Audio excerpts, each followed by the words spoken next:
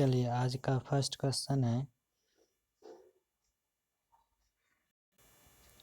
निम्न में से कौन पदार्थ है?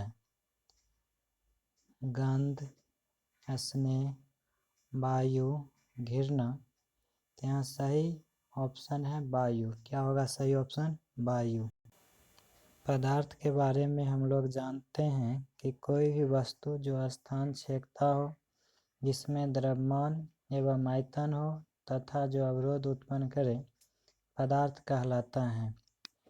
इस क्वेश्चन के अनुसार सही ऑप्शन नंबर सी होगा, यानी वायु। चलिए नेक्स्ट क्वेश्चन की ओर हम लोग आगे बढ़ते हैं। चलिए सेकंड क्वेश्चन है, निम्न में कौन पदार्थ है? विचार, गंध, कुर्सी, शीत। विचार पदार्थ नहीं है, गंध भी पदार्थ नहीं है, कुर्सी पदार्थ है, शीत पदार्थ नहीं है। चलिए नेक्स्ट क्वेश्चन की ओर हम लोग आगे बढ़ते हैं। नेक्स्ट क्वेश्चन है, निम्न में पदार्थ नहीं है। यहाँ देखिए कह रहा है पदार्थ नहीं है। जल पदार्थ है, भोजन पदार्थ है, हवा पदार्थ है। यहाँ पर पदार्थ नहीं है, ये ऑप्शन नंबर लास्ट होगा, स्नेह। चलिए हम लोग नेक्स्ट क्वेश्चन को समझते हैं। नेक्स्ट क्वेश्चन है, गैसों में विसरण का उदाहरण है। फर्स्ट ऑप्शन है इत्र के सुगंध का हवा में फैलना। दूसरा है स्याही का पूरे पानी में फैलना। तीसरा है कॉपर सल्फेट के क्रिस्टल को पानी में डालना। और लास्ट है इनमें से कोई नहीं। इसका सही आंसर होगा इत्र के सुगंध का हवा में फैलना। चलिए नेक्स्ट क्वेश्चन की ओर हम लोग आगे बढ़ते हैं। नेक्स्ट क्वेश्चन है, द्रव का गैस में परिवर्तन कहलाता है। यानी गैस का द्रव में परिवर्तन, गैस का द्रव में परिवर्तन कहलाता है संघनन। क्या कहलाएगा? संघनन। चलिए नेक्स्ट क्वेश्चन की ओर हम लोग आगे बढ़ते हैं। नेक्स्ट क्वेश्चन है, निम्न में किसका घनत्व सबसे अधिक होता है? हम लोगों को पता है सबसे अधिक घनत्व होता है ठोस का। किसका सबसे अधिक घनत्व होगा?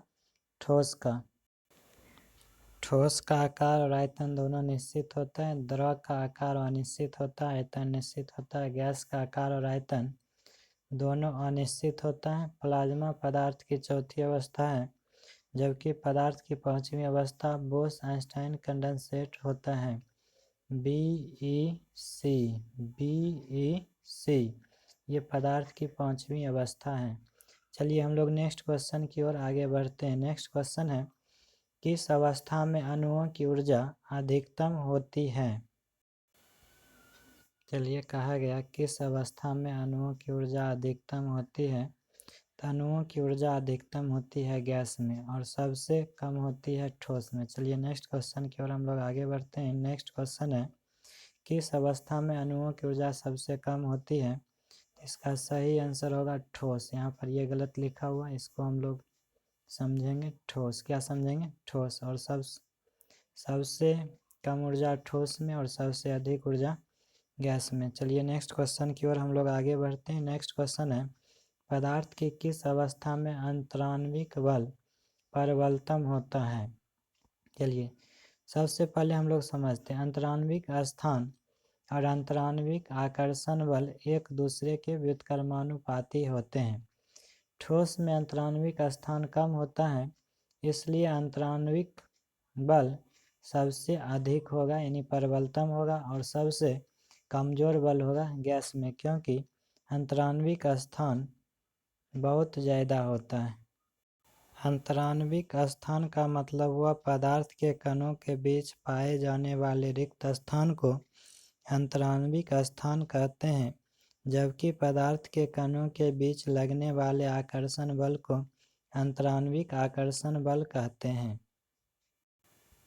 चलिए नेक्स्ट क्वेश्चन है, निम्न में किसमें कणों की अधिकतम गति होती है? जहाँ जगह ज़्यादा होगा, जहाँ गैप ज़्यादा होगा कण में, वहाँ गति अधिकतम होगा। तो ठोस में खाली जगह बहुत कम है, जबकि गैस में खाली जगह बहुत ज़्यादा है, तो कणों की गति इसी में सबसे अधिकतम होगी। चलिए नेक्स्ट क्वेश्चन की ओर हम लोग आगे बढ़ते हैं। नेक्स्ट क्वेश्चन है, जल का क्वथनांक है, यानी जल का क्वथनांक 100 डिग्री सेल्सियस या 373 केल्विन होता है। इसको हम लोग लिख सकते हैं 373 केल्विन। 100 डिग्री सेल्सियस या 373 केल्विन होता है। चलिए नेक्स्ट क्वेश्चन है, शुद्ध जल का क्वथनांक होता है, शुद्ध जल का क्वथनांक 373 केल्विन होता है। चलिए अगले प्रश्न की ओर हम लोग बढ़ते हैं। बर्फ का गलनांक होता है, बर्फ का गलनांक 0 डिग्री सेल्सियस या 273 केल्विन होता है, 273 केल्विन होता है। चलिए नेक्स्ट क्वेश्चन की ओर हम लोग आगे बढ़ते हैं। नेक्स्ट क्वेश्चन है हम लोगों का 573 केल्विन तापक्रम बराबर है। चलिए इसका कॉन्सेप्ट हम लोग समझते हैं। यदि डिग्री सेल्सियस से केल्विन में जाना होता है तो 273 जोड़ते हैं, यदि केल्विन से डिग्री सेल्सियस में आना रहता है तो 273 घटाते हैं। तो यहाँ हम लोग 573 में 273 माइनस कर देंगे तो यहाँ पर जो आंसर होगा 300 डिग्री सेल्सियस होगा। क्या होगा? 300 डिग्री सेल्सियस। चलिए नेक्स्ट क्वेश्चन की ओर हम लोग आगे बढ़ते हैं। नेक्स्ट क्वेश्चन है 25 डिग्री सेल्सियस तापक्रम बराबर है। तो यहाँ पर डिग्री सेल्सियस से जाना है केल्विन में तो 273 जोड़ेंगे। 25 में यदि 273 हम लोग जोड़ते हैं तो हो जाएगा 298 केल्विन। चलिए नेक्स्ट क्वेश्चन की ओर हम लोग आगे बढ़ते हैं। कह रहा 373 डिग्री सेल्सियस तापक्रम बराबर है।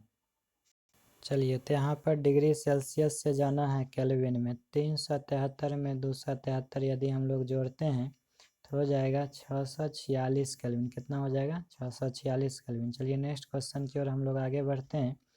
नेक्स्ट क्वेश्चन है, गर्म भोजन या इत्र की गंध दूर तक किस कारण से फैल जाती है? तो इसका सही आंसर होगा विसरण। क्या होगा? सही आंसर होगा विसरण। चलिए नेक्स्ट क्वेश्चन की ओर हम लोग आगे बढ़ते हैं। नेक्स्ट क्वेश्चन है, 0 डिग्री सेल्सियस पर जल की भौतिक अवस्था क्या होगी? 0 डिग्री सेल्सियस पर जल की भौतिक अवस्था क्या होगी?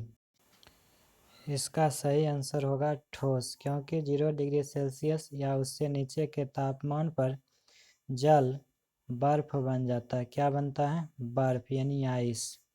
तो यहाँ पर जो क्वेश्चन था 0 डिग्री सेल्सियस पर जल की भौतिक अवस्था क्या होगी? तो ठोस अवस्था होगी, क्योंकि बर्फ ठोस अवस्था में ही पाया जाता है। चलिए आज इतना ही प्रश्न रखते हैं, फिर हम लोग मिलते हैं अगले वीडियो में।